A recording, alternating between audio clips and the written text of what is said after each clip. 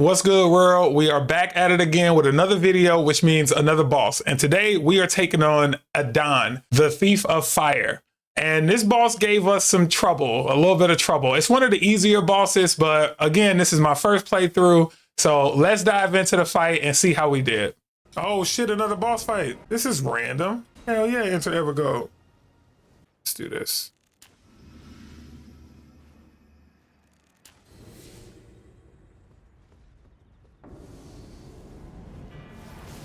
Oh, this is different. I don't know what the hell this thing is. Oh, shit.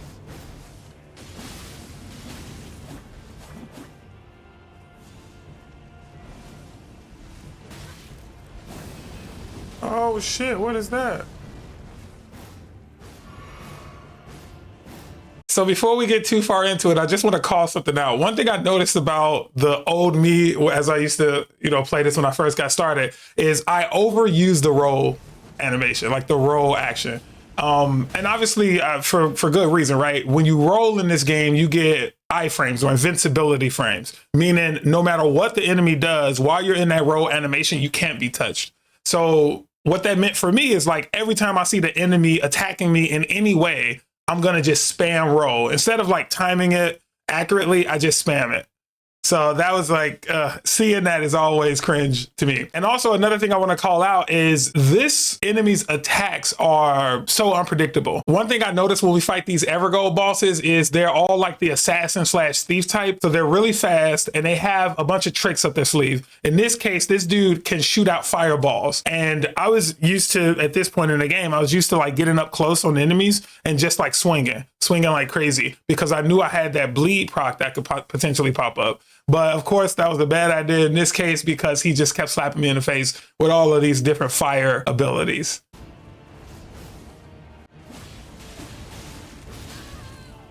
Damn, that was a heavy hit. Did he just heal? What am I fighting, a player?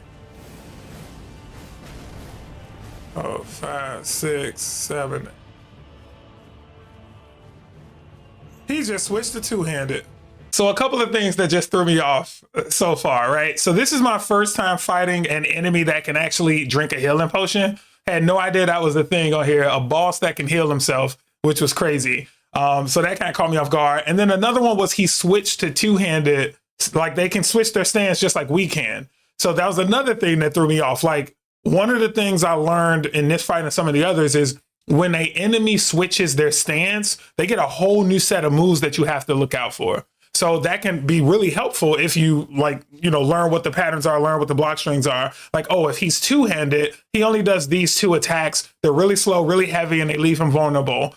Versus if he's one-handed, he'll always spam his magic attacks, and etc. So not really understanding that mechanic, I wasn't like trying to memorize that. You know what I'm saying? So you'll see that I'm gonna pay for that dearly here in a bit. I can't interrupt his attacks either, which suck.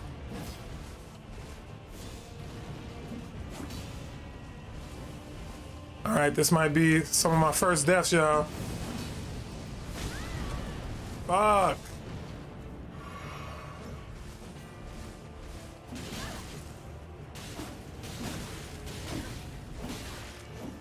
What? How are you supposed to do this? So I take some of the most damage in this fight because I'm not entirely sure when it's my turn to strike. So like when he throws that fireball, one thing that I took way too long to realize is that there's two hitboxes on that fireball. The first one is just the fireball itself. It tracks the user around and eventually it becomes stationary. So if within the time that it's cast versus when it stops, any of that touches the player will hit the player. And then there's a second phase of that fireball, which is like when it stops, it stays stationary for a little bit of time and then it explodes. And if you're in the radius of that explosion, you also get hit. So you'll see in the last clip, I'm trying to like run around and get around the fireball because I imagine once it's done tracking me, it'll just stop and dissolve, right? It'll just eventually go away. But that's not the case. I get slapped. And then the other thing is I didn't really, at the time at least, I didn't understand the concept of poise in this game. Poise in Elden Ring, or maybe it's in all of Souls games, but poise is the idea that you can strike your opponent and your opponent cannot continue their attack string. So like if an enemy is about to swipe at you with a sword and you interrupt that with a hit, if their poise is low enough, they won't be able to get that attack off. This enemy has very high poise, or at least I'm doing very low poise damage, because every time I went to interrupt his attack, he just went right through it and finished his attack anyway. So those are the two ways that I'm receiving so much damage, unnecessary damage really, in this fight. Had I thought about, for example, running away from the fireball until it explodes, or not trying to interrupt his attacks, just letting him finish his attack sequence entirely before I run up and hit him, then I would have saved a lot of HP and this fight would have been a lot easier. No way.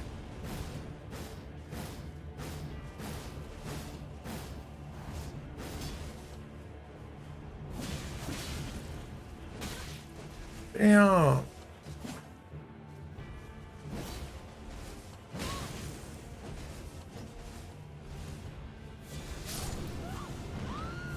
Fuck. All right. First death goes to whoever the fuck this boss is, but we definitely coming back for our get back. And just like that, right? We get eliminated. And a part of that was because we had spammed so many heals, we didn't have any potions left. So we had used up all of our healing ability, and we were not really fighting that enemy. We were just like mashing buttons. We weren't like understanding our enemy's attack patterns. Trying to be proactive is a death sentence in Elden Ring. You have to be more reactionary. Your opponent does something and you react to it with the proper response, right? So in our case, he's not a really long-reaching boss. Like, he has very stubby attacks. What we should have done is allowed him to finish all of his attack pattern or sequence entirely and then strike with a follow-up. So now we go into the second attempt at this boss, and you know, the wheels are turning, but you'll see that I don't do as good as I should have, probably, now that I've learned what he has to come with. But let's see how I do in this second attempt.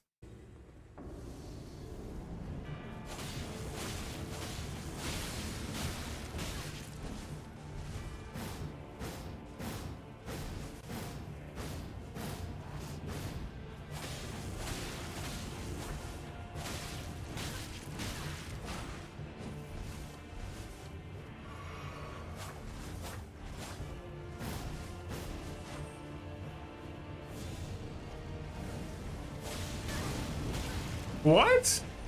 How did he interrupt that? Fuck.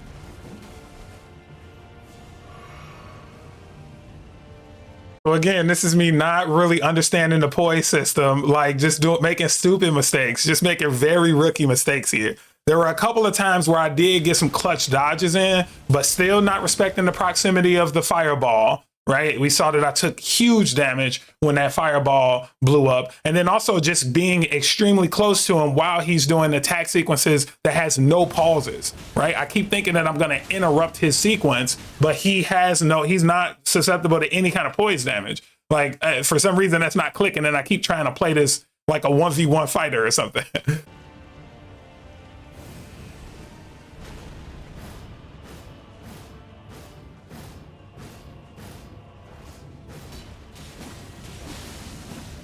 So it looks like I am learning a little bit, right? So when he does the attack sequence and then he eventually jumps in the air and does the falling ground pound sort of attack, I do realize that, oh, he's gonna be open here. Let me be patient, let him finish this sequence, and then immediately run in when he reaches the ground. So I am starting to at least recognize that there's an opportunity for punishing him for that attack.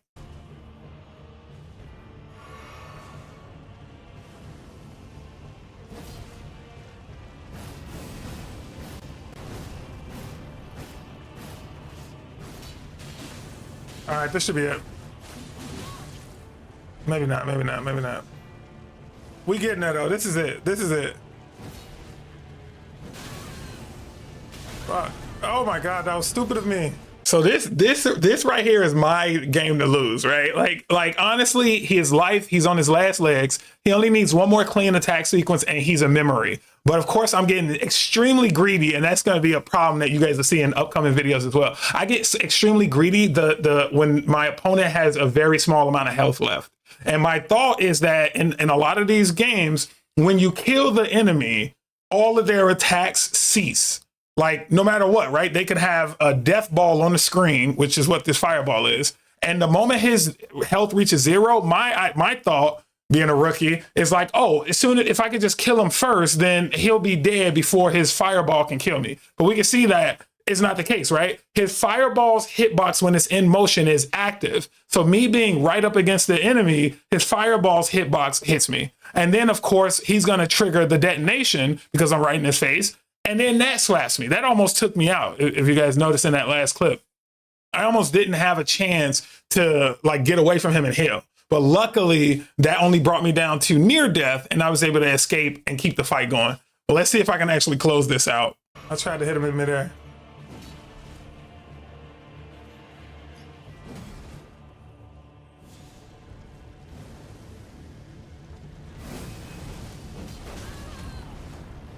Damn, I did it again.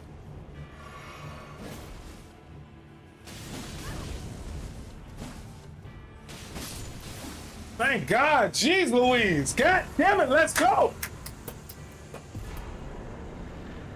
And there we go. We finally beat him. Honestly, we should not have won that second fight. We got a little lucky right there. I think the biggest takeaway from this for me, and you'll see kind of I incorporate this in the future fights, way future though. I didn't learn my lesson from that fight, by the way. Like I didn't learn the lessons that I know now from that fight. But in future videos, hopefully you guys can see that I learned to be a lot more patient and respect these moves that are like unbreakable.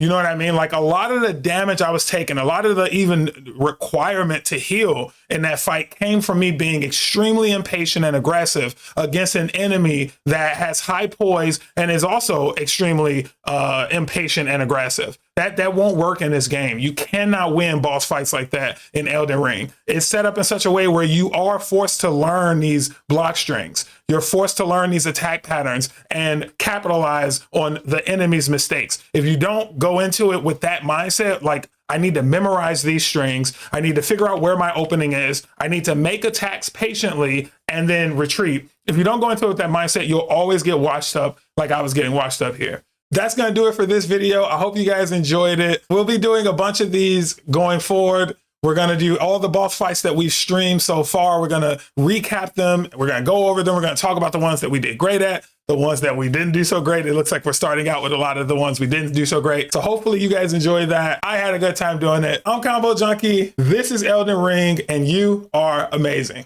Peace out.